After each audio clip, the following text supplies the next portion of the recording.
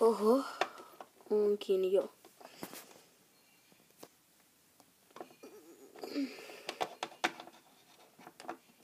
Ai niin. Herää. Ismo. Nyt nouset. Ai, joo. Ei mitään hätää.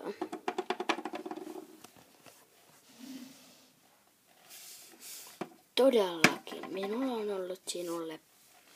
Paitsi, että ensin käyn laittamassa valot. Tulepas nyt, Ismo. Oliko sinulla asiaa kultaa?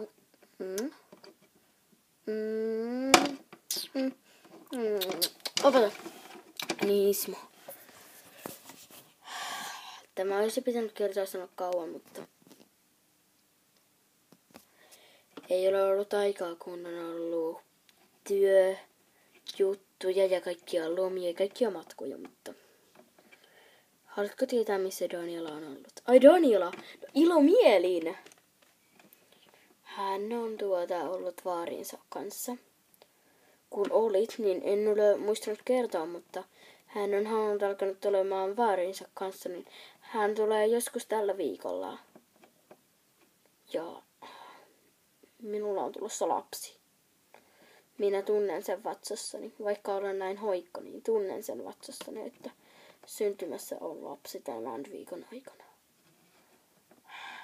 Varmasti samaan aikaan kuin Bella ja se toinen tyttö. Ei kun Daniela ja Bella tulevat kotiin. Ja sitten täältä muuttaa se.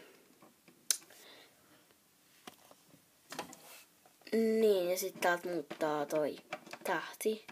Niin Daniela tai Bella menee tähdenhuoneeseen. Ainoa. Kiitos paljon tiedosta. Olen ylpeä, että kuulin sinusta. Ouch. Mutta tosiaan, ehkä mennään herättämään jo.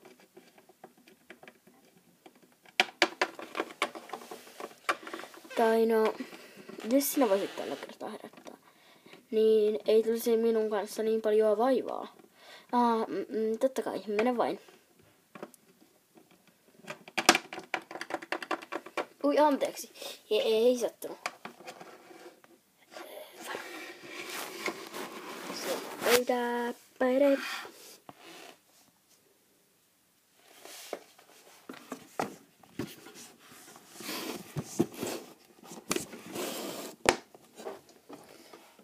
Kultaa, näen silmäsi.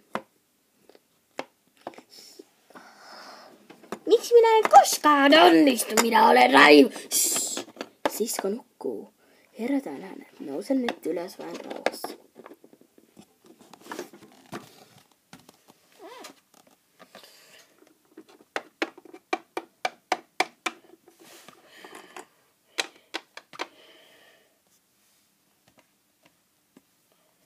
Äiti, tule tänne.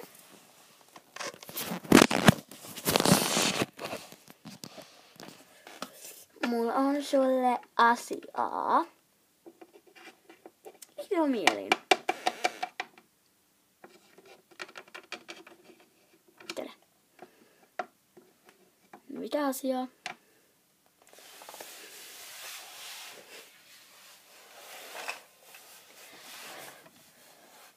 Niin tosiaan, ihan kun mä olisin kuullut teidän juttelevan, kun mä heräsin. Haen isän myös tänne, niin hänkin saa kommentoida. Ismo, tule! Juu. Totta kai. Ai niin, siitä asiaa. Just sitä.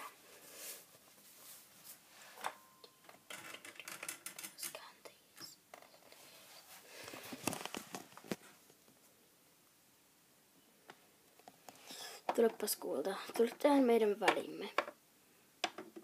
Jee. Tule kuulta.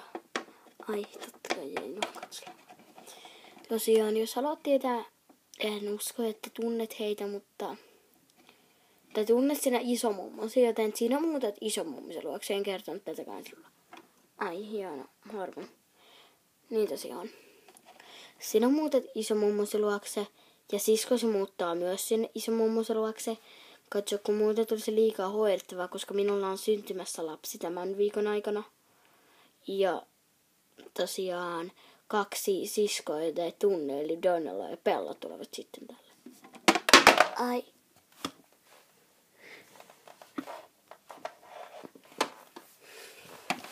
Niin, todellakin hän tulee käymään meillä. Tai no, ne jäävät asumaan tänne, joten elämäsi muuttuu ihan todella paljon. Ei kun oli 3 siskoa, oli Daniela, Bella ja Lotta. Eli Lottakin muuttaa tänne, niin elämäsi tulee muuttumaan, etin varaudu siihen. Kurre ei varmasti tulee mukaan sitten, ainakin hyvästelemään. En ole varma, että tuleeko hän mukaan, mutta toivottavasti edes hyvästelee. Joten okei, ei se haittaa. Muutenkin mä tykkään isomummusta. Saako kohta aamupalaa? Ai juu, käyn herättämässä Sandran. Eikö se sano sitä täydeksi? No, se oli vahinko. Mutta käyn herättämässä Sandran. Joo. Odota minua niin katso mitä teet.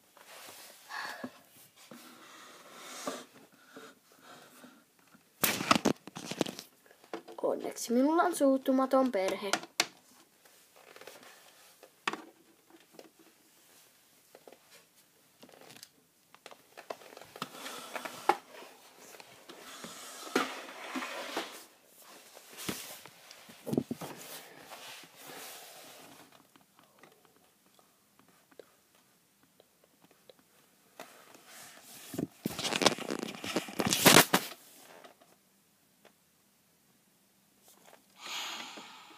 No niin.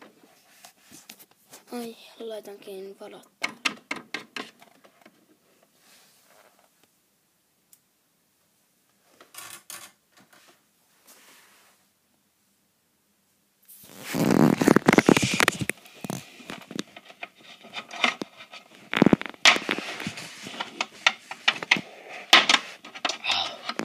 Sandra.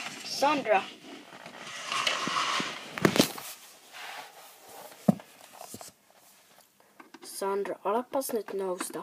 Minulla on kerrottavaa.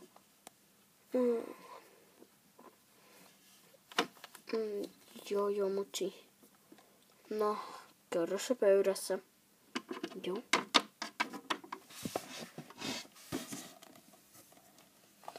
Oi niin, sitä on kerrottavaa. Siitähän sanottiin mulle eilen, että älä järkyty, mutta mitä mä järkytyn? En mä edes osaa järkyttyä. Tai no, jos osaa, niin hei. No. Laitan tän.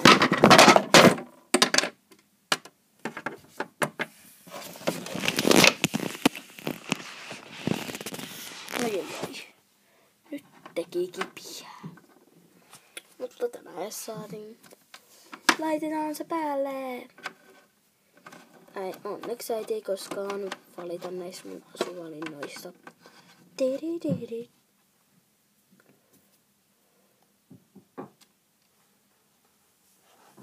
No joo, mutta mä nyt puen.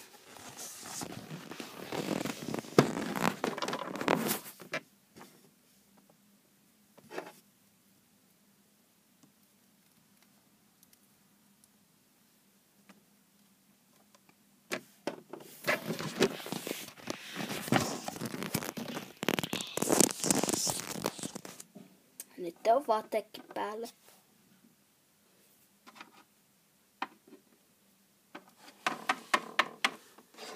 Ai, sä sytytit jo tänne valot. Joo, mä käyn hakemaan, niin mene vaikka istuun. Okei. No, mene sitten. No, mikä herkkupöytä. Ja vaan mua ja mun isää. Ja mun pikkuveliä totta kai. varten. Dididi. Jee, luokaa! Ihan rauhas.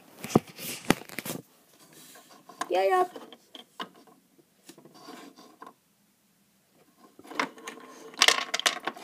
Mitä sä teet? Äiti!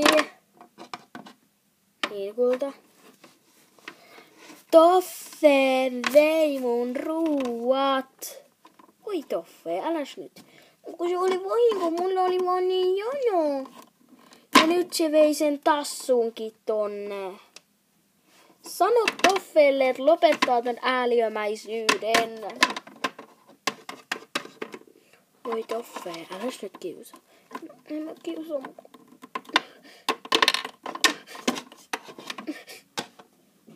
Mitä? Minä ja minun suuri suuni. Sandra, minun on pitänyt kertoa sinulle.